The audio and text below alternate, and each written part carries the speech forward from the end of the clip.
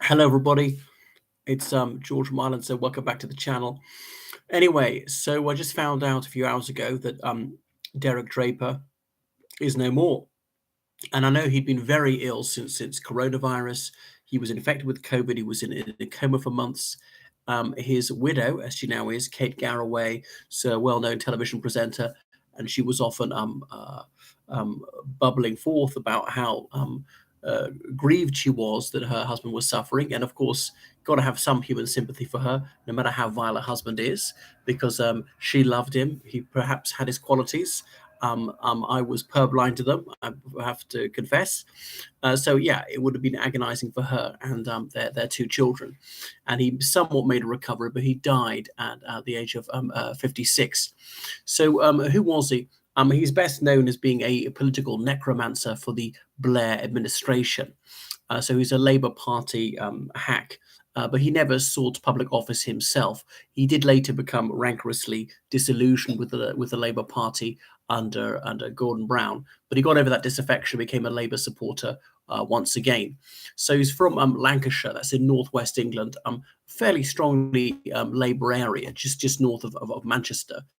And indeed, he attended the University of Manchester, and he really worked in politics well. I mean, for most of his life. So whilst he was an undergraduate, he was very involved in the Labour Club at Manchester University, and he was an outspoken admirer of Ken Livingstone, then leader of the Greater London Council, later an MP for a London constituency. Ken Livingstone, who's now got Alzheimer's, they announced this year. It seems to me that that Livingstone's had Alzheimer's for decades. But there we go. So Livingstone was this far left rabble rouser and a really swivel-eyed extremist, an outspoken advocate of terrorism against the United Kingdom, of sectarian murderers and racism in Northern Ireland. So a truly foul character who will really not be missed, an absolute skunk. And this is the kind of person that Draper held in high regard. Anyway, so upon graduation, he was constituency secretary for Nick Brown, a Labour MP who subsequent to he's actually still a Labour MP for Newcastle. And then he worked for Peter Mandelson, who's another absolute scumbag and now peer, corrupt liar. So really, he had very poor taste. Nick Brown wasn't too bad, actually. And then he became a lobbyist in '96. So sort of an encyclopedic knowledge of the Westminster village, had the personal phone numbers of various people, the MPs or their secretaries and things like that. And obviously had contacts in the media. And then he founded a new Labour ginger group called Progress. In those days, in the mid-90s, they used to talk about New Labour all the time. Tony Blair became leader of the Labour Party in '94 upon the death of John Smith. And he branded it New Labour, New Labour, New Britain, New Britain, New Labour. And all this unctuous babble was coming out of the Labour Party at the time. But anyway, a large segment of the British public just lapped up this complete twaddle. And obviously there were many reasons to feel bitterly disappointed with the Conservative administration of John Major at the time, which was failing by many metrics. So people were unhappy with the long waiting lists and so on.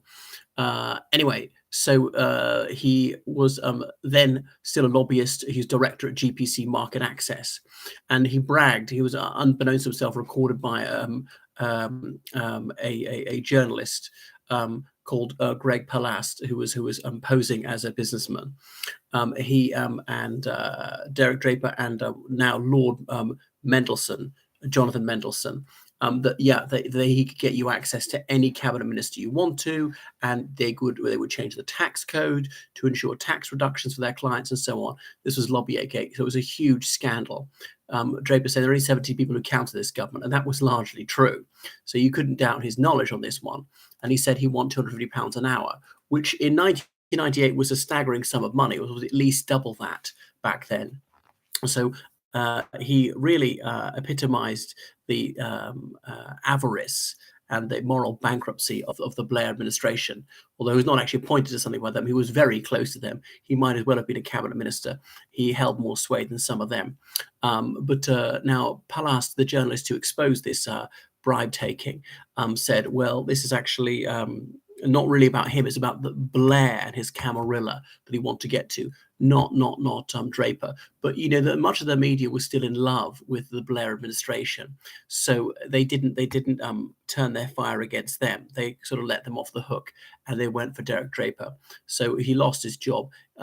He was also writing for the Daily Express at the time, which had formerly been a conservative newspaper. Uh, Anyway, so then he studied in the United States. He lied about having gone to the University of California at Berkeley. He studied some other institution in that town, studying clinical psychology, and tried to reinvent himself as that.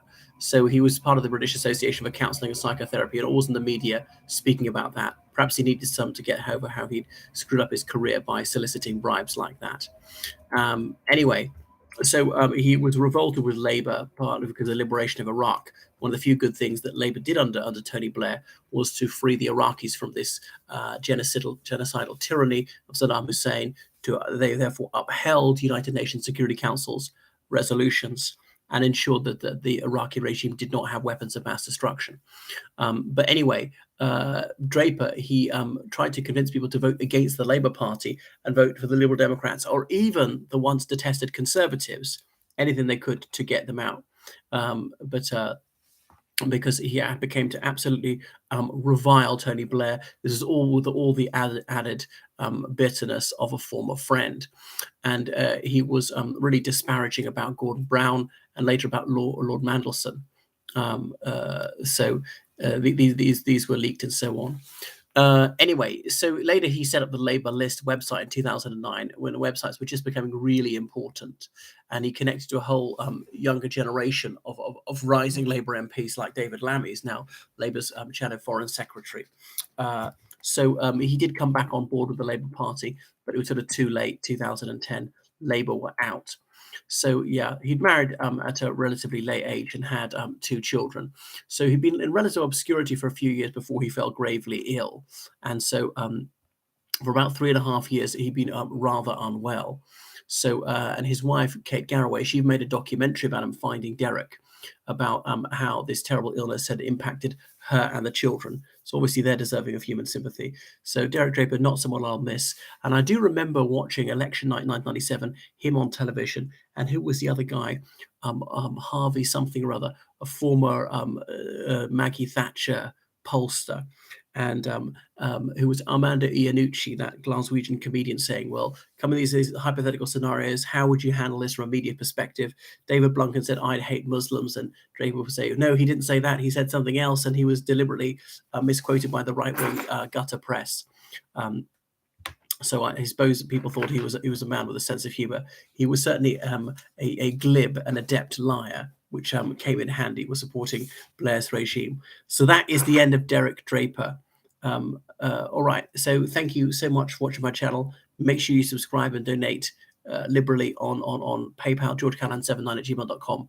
Goodbye.